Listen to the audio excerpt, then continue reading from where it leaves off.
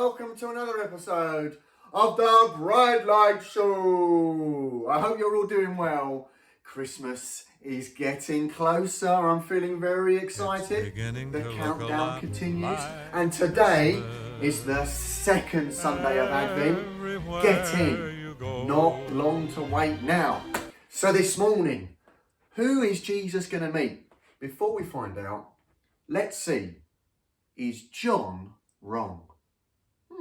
Is John wrong? Is John wrong? Is John wrong? Is he wrong? Is John wrong? Is John wrong? Is John wrong? Is John wrong? Is John wrong? Is he wrong? Is John wrong? Is John wrong? Is John wrong? Is John wrong? Is John wrong? Is he wrong? Is John wrong? Is John wrong? Is John wrong? Is John wrong? Is John wrong? Is he wrong? Is John wrong? Is John wrong? Is he wrong? Is he wrong? Is he wrong? He could be wrong. Nowhere in the Nativity story does it tell us that Mary and Joseph stayed in a stable. Is that correct? Is John wrong? Is John wrong? Is John wrong? Is he wrong? That's right. Nowhere does it say they stayed in a stable. Maybe a hotel instead. Time for our story. So far, Jesus has met Romans, tax collectors, Money. Pharisees, the man with the withered hand.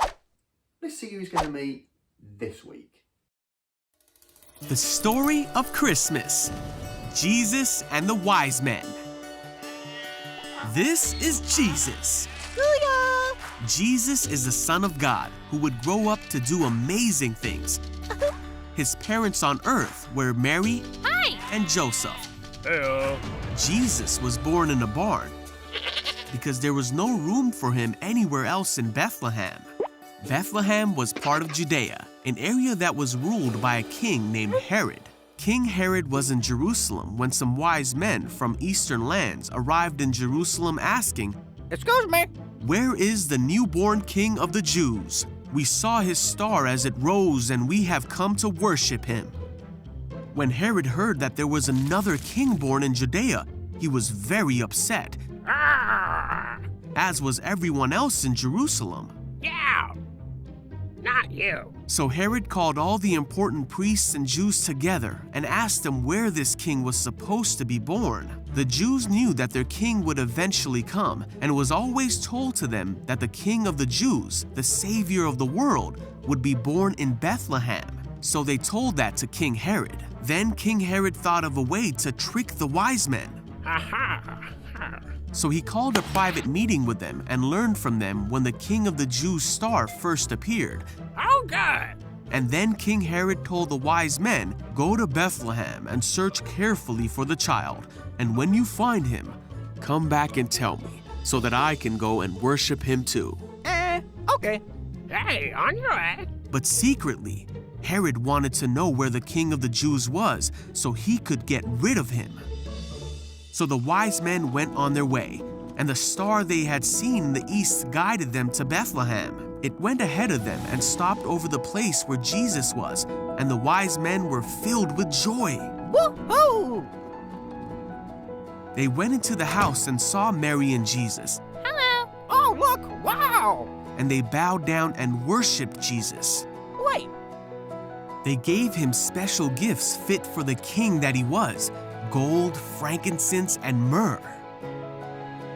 Then God warned them in a dream to not go home through Jerusalem, where King Herod was, but God told them to go home a different way. So they did. And then an angel appeared to Joseph in a dream and said, "Get up." The angel told Joseph to go to Egypt with Mary and Jesus because Herod was looking to kill Jesus. That very night, Joseph left for Egypt with Jesus and Mary. They stayed in Egypt until Herod was gone, and it was safe for them to go home to Israel. When they returned, an angel warned them about the new ruler of Judea, who was Herod's son. This way. So Joseph and his family went to the region of Galilee and found their new home in the town of Nazareth. Look good? Yep. We'll take it. where Jesus would grow up and eventually do all the amazing things God had planned for him to do.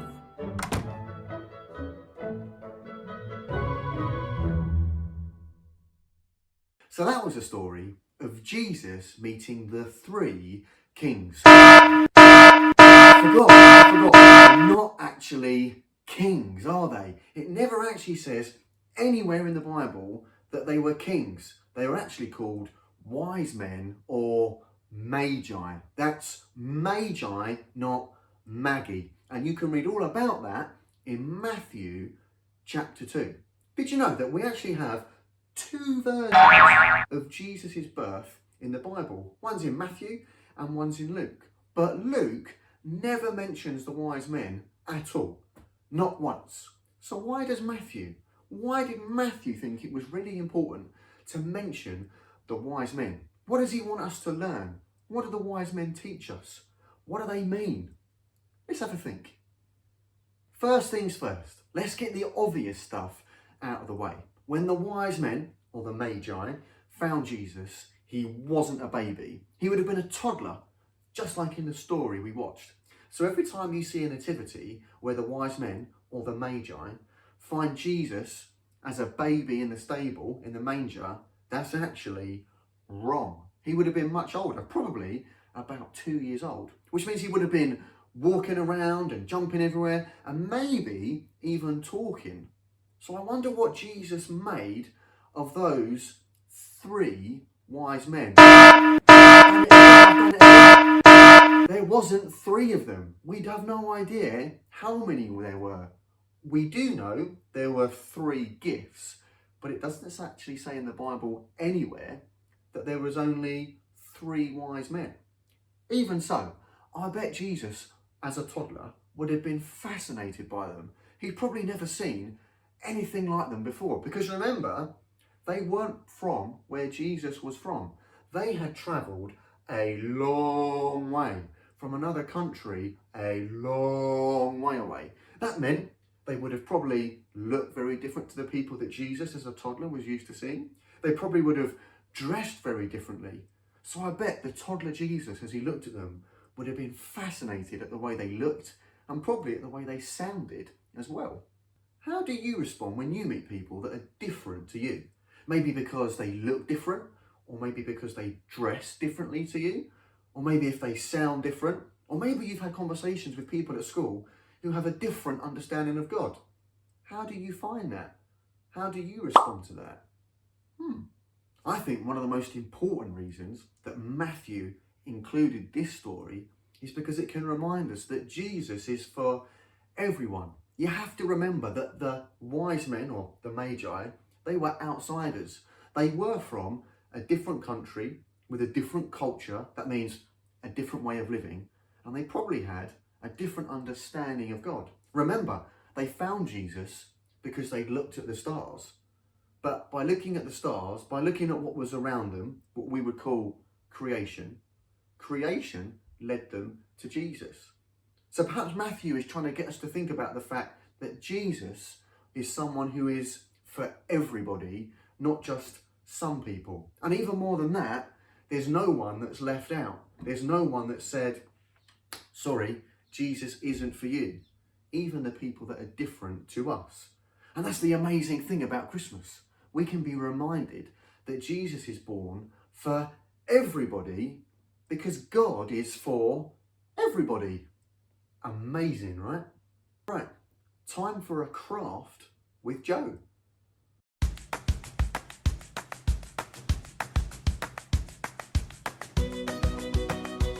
Craft time.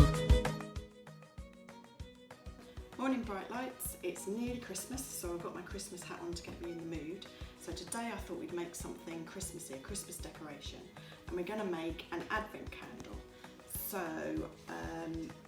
Advent is when we remember that and look forward to when Jesus came at Christmas. And there are 4 weeks in Advent, and we remember that Jesus came at Christmas to bring us hope.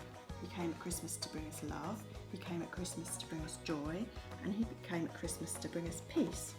So you can make all 4 if you like, and I'll show you what you need. You need to find a toilet roll, so look in the recycling, or hunt around your bathroom for an empty one, and get some glue and put some glue on the toilet roll, and on a piece of paper. Now you need to cut a piece of paper out that's the same width as your toilet roll, and roll it round. Some extra glue on that bit, and there we've got the wax bit of our candle. If you haven't got any coloured paper, you could use an old piece of wrapping paper like this. And the advantage of that is you don't need glue, so you could just tuck the ends in, just like that. Or you could use some tin foil like I've done on this one. Then we need to get our flame. So you need to draw a flame shape on a piece of paper, and remember to leave a little tab at the bottom like this and cut it out, because we're going to need to stick that inside our toilet roll.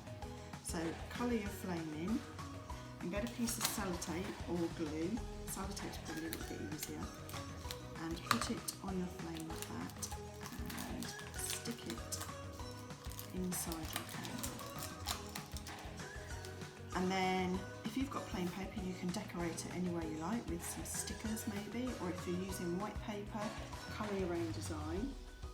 And then we're going to need to put on some words to remind us what Advent's all about. So I'm going to write love on this one. And you can use a sticky label or a piece of paper and glue it, and stick it onto your candle. And there we go. You can remember all the different reasons why Jesus came at Christmas. So have a go this week. See you.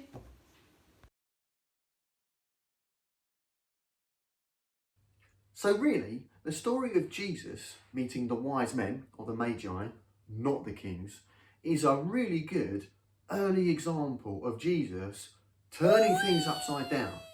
Just like he did when he went and spoke with the Romans, just like he did when he went and had a meal with Zacchaeus the tax collector, just like he did when he met the Pharisee and the woman who wanted to clean his feet, and just like he did when he met the man with the withered hand. Jesus was always turning things upside down, because often people misunderstood just how good and just how inclusive God was. That God is for everyone. So this year, this Christmas, as you look at those wise men, as you think about them, remember they can remind us that God includes everyone, even the people that are different to us. Pretty cool, right? Time for a quiz. Not just any quiz, a quiz with Paul. A quiz with Paul. Hello and welcome again to A Quiz with Paul. A quiz with Paul. I hope you've all been keeping okay. So now I've got 5 questions. Shout out the answers. You've got 5 seconds to get out the answers, and then I'll give them to you. Okay, here we go. Question 1. What were the names of Jesus' parents?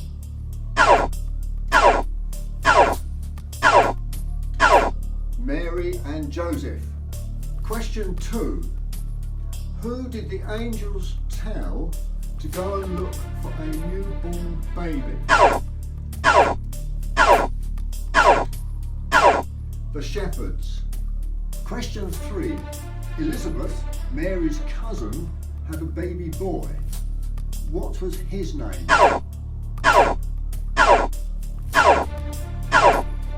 It was John. Question 4. Where were the shepherds when they were told about the new baby? They were in the fields looking after sheep. Question 5. The last question this week is the hardest one. Who was the Roman Caesar who ordered the census that meant that Joseph had to go to Bethlehem?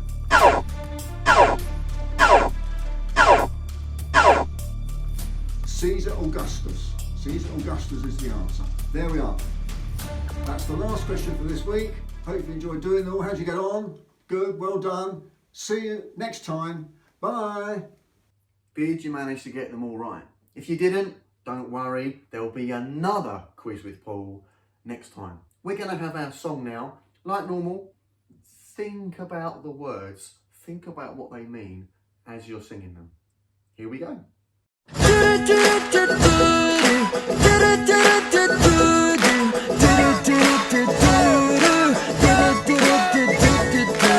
Born unto us this day a Savior, gifted from heaven to a manger. The hope of the world alive for all mankind. All of the earth rejoice, it's Christmas time. So lift up your voice and sing out His praise. It's Christmas, born is the King, rejoice in the day. It's Christmas, make a joyful sound. It's Christmas, let His praise resound. It's Christmas. Goodwill to all the earth and peace divine. All of the earth rejoice, it's Christmas time. It's Christmas time. So lift up your voice and sing out His praise. It's Christmas, born is the King, rejoice in the day. It's Christmas, make a joyful sound. It's Christmas, let His praise resound. It's Christmas, so lift up your voice and sing out His praise. It's Christmas, born is the King, rejoice in the day. It's Christmas, make a joyful sound. It's Christmas, let His praise resound. It's Christmas.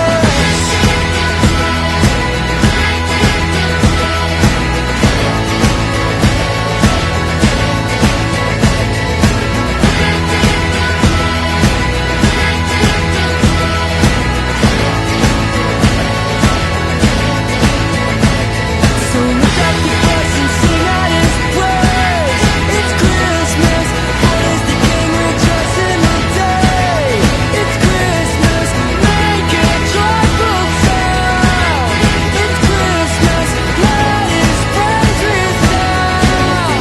It's Christmas. It's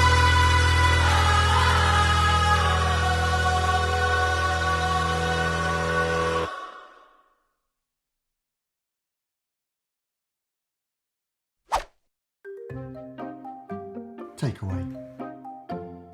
Number 1. In the Nativity story, the wise men don't find Jesus until he's a toddler. Number 2. Be kind to everyone, especially the people that are different to you. Number 3. What could you do to get to know people that are different to you? And there it is. There's our takeaway for this week. So there it is, another episode of the Bright Light Show. I and the rest of the team will look forward to seeing you again next time. Bye.